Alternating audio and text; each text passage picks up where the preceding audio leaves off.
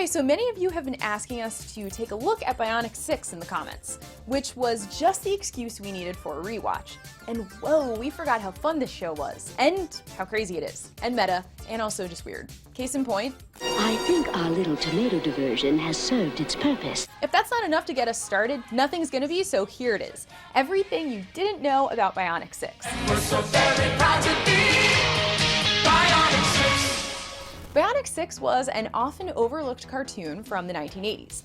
Just in case you couldn't tell by all the large brim glasses and headbands, and lots of fondue references. We loved fondue as a country in the 80s. Morning, gang. Who's for hotcakes? No thanks, Dad. We're about to have some of your fondue. Ugh, fondue. Gag me with a spoon. Just kidding, give it to me with a spoon. In fact, it was so 80s that the composer of the theme song, Thomas Chase, composed the theme song to Mr. T's spin-off cartoon, which, yes, did exist somehow. Hence the mystery. On my show, the best show, Mr. T. And according to Mr. T himself, it was the best. We in fact pity the fool who thinks that theme song is better than the Bionic 6 intro music. Just listen to this. Bionic 6. We're all together. We fight for right. If that doesn't make you want to pop on a pair of leg warmers and do the Running Man, then I don't know what will. Oh, and one of the Bee Gees helped make it. Not one of the Gibbs brothers, but Steve Rucker, their touring drummer. Bionic 6 isn't as well known as other popular 80s cartoons like Transformers or He-Man, but it did have a loyal following. Bionic 6 was the brainchild of MCA TV, which would later become Universal TV. The series was developed by TV writer Ron Friedman, whose storied writing career began with stints on TV classics like Bewitched, The Odd Couple, and Fantasy Island. It wasn't long before he broke into animation by creating the G.I. Joe TV series and working on the Transformers one. He also penned the very first Transformers movie. No, not that one. Did you know Orson Welles was in Transformers the movie? He played Unicron, who was sort of the Transformer god. You cannot destroy my destiny. P.S. Michael Bay, if you ever want to take up Transformers again, please remake Citizen Kane with Autobots and Decepticons. Optimus Prime can play Charles Foster Kane, and Rosebud the sled. It'll be great. He can be both. Rosebud. Anyway, Friedman wrote Transformers the movie. Transformers the movie was the 99th highest grossing movie of 1986. Yeah, it was kind of a bomb, although beloved by the fans. And also sent me and maybe you to therapy when they killed Optimus Prime. No spoiler alert because it happened in 1986, way past the statute of limitations for spoiler alerts. Anyway, Friedman was a big player in animation, so MCA got him onto Bionic 6. He explains the concept this way. The idea was, what if the bionic man married the bionic woman, but they need some other things to be the Bionic 6? Well, Ron, we will tell you what would happen if the Bionic Man married the Bionic Woman. You'd get the landmark 1994 TV movie, Bionic Ever After. We may live in a world where political parties can't unite, but I think we can all agree that Bionic Ever After is a fantastic and important name for a TV movie. Speaking of the $6 Million Man, what's nuts is that 1 month after the Bionic 6 debuted, the $6 Million Man and Bionic Woman did a TV movie called The Return of the $6 Million Man. It was the first time the characters appeared together since 1978. In the movie, Steve Austin and Jamie Summers reunite, and Steve's son becomes bionic. So bionic families were clearly a trend of the 1987s, like junk bonds or things set in the 1950s. So Ron Friedman wrote the treatment.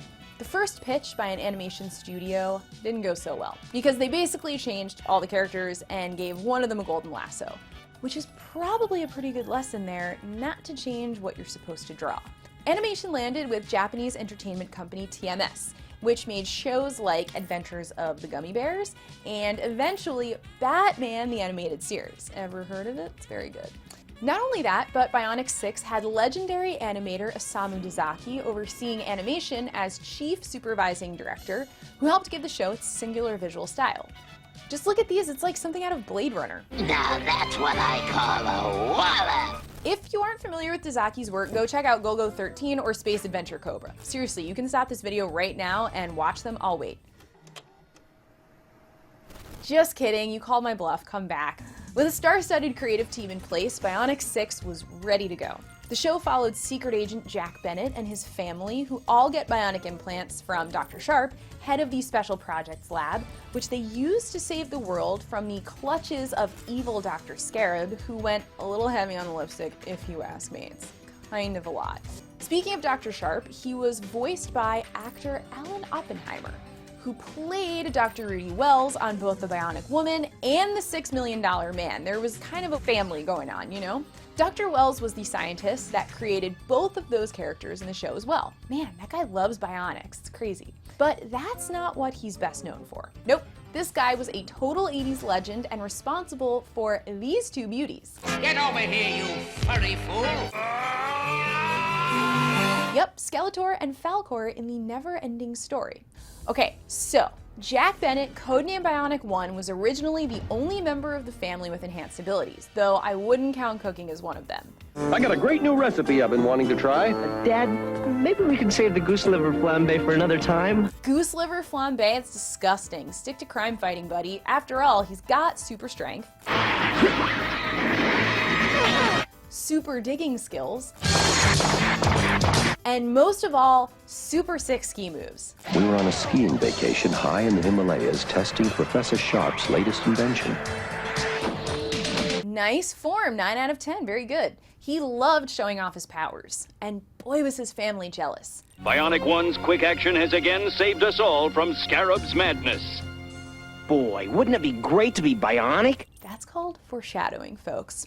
Soon they'd all undergo a radical transformation after the worst ski vacation ever. It all started when a bunch of space aliens attacked, causing an avalanche that put his entire family in a coma. Next time, just go to the beach. Sandals is beautiful. And the only way to save them, you guessed it, bionics.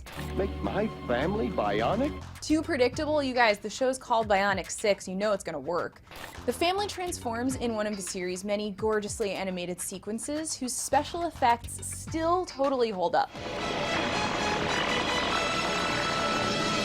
Did you know that Jack was voiced by the great John Stevenson, who also voiced many Hanna-Barbera characters, but most notably played the guy who was always firing Fred Flintstone, Mr. Slate? Flintstone, you're fired! The Bionic Six were comprised of Helen, Jack's wife, who was a marine biologist, had telepathic abilities, and terrible taste in art. Oh, isn't it magnificent? It's weirdo mundo if you ask me. Then there was their son, the classic 80s jock, Eric. His nickname was literally Sport One. Actually, none of the characters' code names were very creative. Helen was called Mother One, while their adopted Japanese son, Bunji, was called Karate One because he likes karate. That'd be like calling me Ice Cream One because I eat ice cream for all 3 meals. TMI, moving on. Also, no I don't, I'd be dead if I did that. Did you know that Bunji was played by Brian Tochi, who also played Takashi from Revenge of the Nerds? Luckily, his career was spared from any more tricycle races. Rounding out the team was their daughter Meg, a fun-loving music aficionado with awesome hairstyles and seriously cool sonic blast powers. Here's a blast from the past for you two. Also, she had a boyfriend named Bim. Wait, that can't be right. Bim? That sounds like a member of Devo. And last but not least, there was JD. Like Bunji, he was also adopted. JD's the brains of the bunch and thusly nicknamed IQ.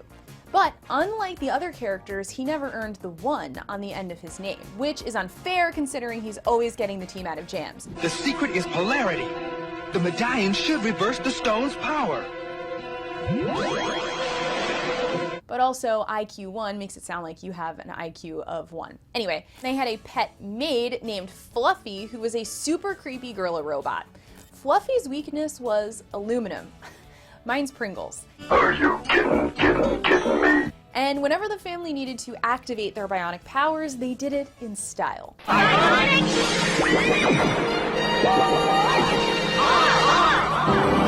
P.S. That's totally what my family does when we go to Japanese restaurants. With bright costumes, unique powers, a futuristic plane, and explosive action sequences, they were like the X-Men before the X-Men TV series. Or the Brady Bunch. Except the Bradys didn't have a plane.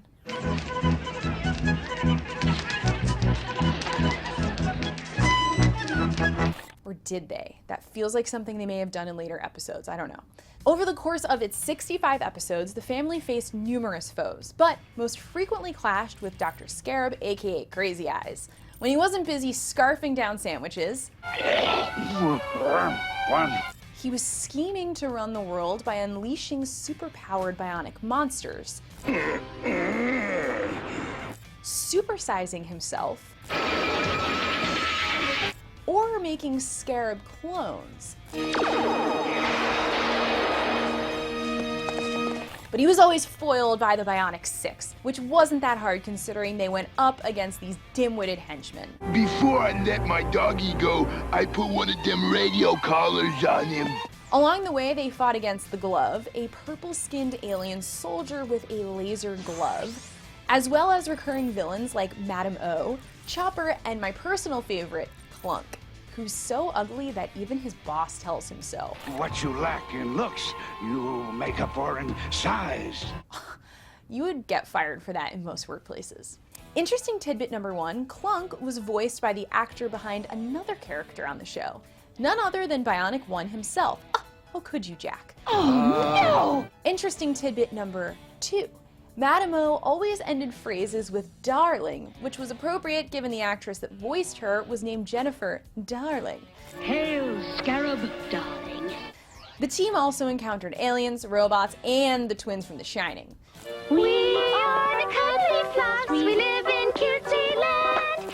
Also, there were these one-off villains who were, like, so totally fab. I think that's a great idea. The series featured dense action plots that explored adult sci-fi concepts in a fully immersive, futuristic world. And while the stories were often quite complex, they always emphasized family first in a way that allowed viewers to easily relate to the characters. It was their sincere love for each other that made fans cheer them on week after week.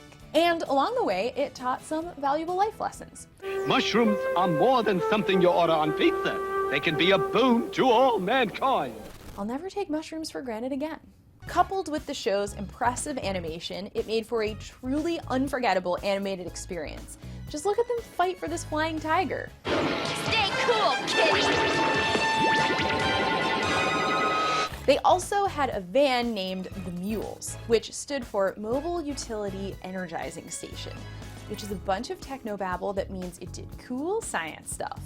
Bionic 6 was syndicated, but it also aired on the USA Network, which was probably already airing reruns of Law & Order SVU. While Bionic 6 only lasted 2 seasons, the show went out with a bang. Your cartoons were fine for their time. They're hopelessly outdated now. The finale served as a thought-provoking commentary on the state of animation as JD and Bungie attended the retirement party of the greatest cartoonist in history, Flub Fleming. This is what a cartoon is for! He was the first Flubber. Actually, many fans believe him to be an allusion to beloved animator Friz Freleng, who famously developed many of the Looney Tunes. A disgruntled Flub Fleming complains that he's being forced into retirement by a studio that only cares about profits and focus groups, all before disappearing into an alternate dimension, followed by members of the Bionic Six and Dr. Scarab, who transform into Looney Tunes versions of themselves. There they defeat Scarab by learning about cartoon tropes and using them to their advantage. We did it! It's actually pretty heady stuff that makes for a good watch so many years later. In fact, the series ends as JD notes that the characters in the alternate dimension were unaware that they were cartoon characters and wonders whether they're cartoon characters themselves. Those characters in that crazy world didn't know they were cartoons. They were real to themselves. For all we know, we're not real. We could be just characters on a cartoon show. Very Black Mirror shit. Bionic 6 is meta. It deals with questions of identity and consciousness. Basically, it's Play-Doh. Really, it's the same thing. Just don't read any Play-Doh and double check me. Now, if you can't get enough Bionic 6, you might want to try grabbing its collectible toy line. It was all die-cast metal and featured 13 characters, including Fluffy, which was the hardest figure to get, though I definitely don't want that on my bedroom shelf staring at me at night. The toys were produced by LJN Toys, a company best known for its WWF and Thundercats action figures. And boy, did LJN know how to market them. I mean, look at all the Bionic accessories. Jack Bennett saved by the Bionic van, Bionic Dirt Bike. Bionic Dirt Bike? That's definitely the name of my new indie band. I don't play an instrument, I just sort of sway in the front. So what's your favorite moment from Bionic 6? Will my band, Bionic Dirt Bike, be a hit? Tell us what you think in the comments. I think it's time to go home.